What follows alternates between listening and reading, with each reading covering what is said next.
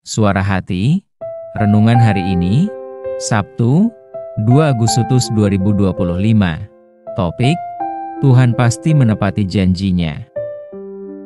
Dan jangan lupa saudaraku, untuk membagikan renungan ini kepada orang lain, agar mereka juga mendapatkan kekuatan rohani di dalam Tuhan. Kiranya saudara diberkati oleh Tuhan kita.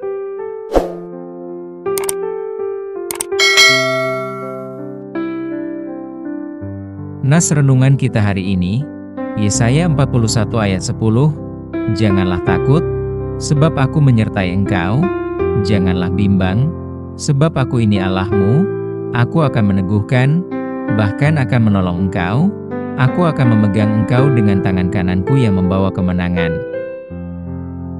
Saudaraku, selain nubuat tentang kedatangan Juru Selamat, Kitab Yesaya juga memuat berbagai nasihat untuk bangsa Israel yang saat itu berada di dalam pembuangan. Pada akhirnya bangsa Israel dibebaskan oleh Tuhan dari pembuangan itu melalui Raja Koresi. Rasa takut memang tak pernah terpisahkan dari kehidupan manusia. Ketakutan merupakan sikap normal yang dialami oleh setiap orang.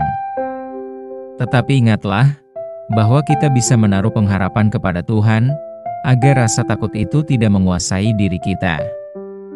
Sebab, barang siapa yang tetap berpegang teguh pada janji-janji Tuhan, akan mengalami ketenangan saat menghadapi setiap keadaan susah.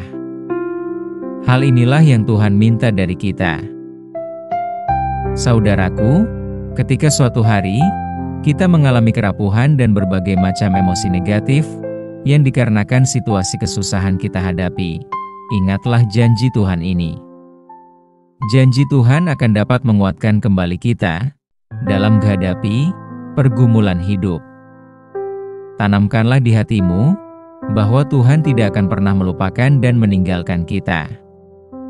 Ingatlah nas hari ini, janganlah takut, sebab aku menyertai engkau, janganlah bimbang, sebab aku ini Allahmu, aku akan meneguhkan, bahkan akan menolong engkau. Aku akan memegang engkau dengan tangan kananku yang membawa kemenangan. Saudaraku, Tuhan akan menolong pihak yang lemah. Ketika bangsa Israel sedang berada di dalam kelemahan dan keterpurukan, harapan mereka tentu saja menipis dan berkata, dari manakah datang pertolongan? Maka dari itu, Tuhan Allah menyampaikan janjinya melalui Nabi Yesaya.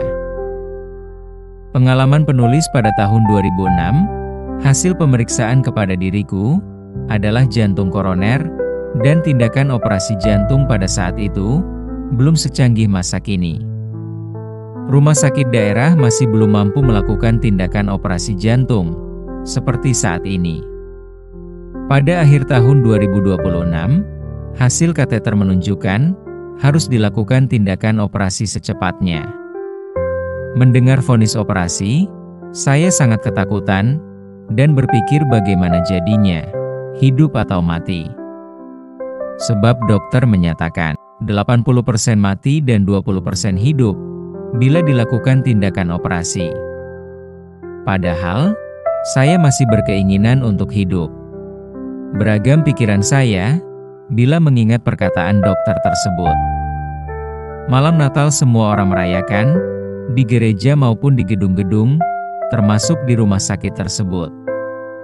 Tetapi saya tidak dapat mengikuti.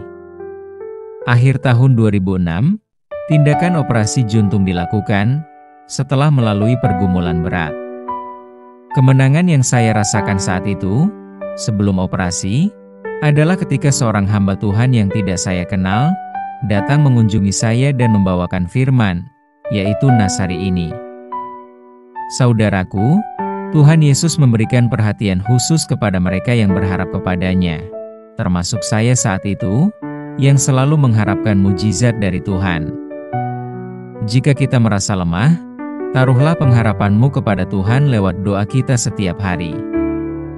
Benar, pertolongan Tuhan akan datang tepat pada waktunya, maka iman dan pengharapan kepadanya harus terus kita pelihara, jangan sampai kendor.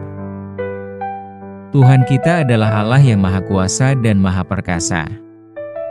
Ia telah berjanji akan tetap setia dan menolong umat-Nya. Oleh karena tangan kanannya berkuasa, maka segala tantangan yang kita hadapi, Tuhan akan dengan pasti menolong kita.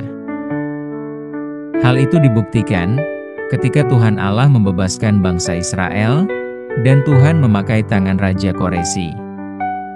Pengharapan kepada Tuhan akan menjadi kekuatan yang menopang dan menyemangati kita di tengah segala kelemahan dan keterbatasan kita.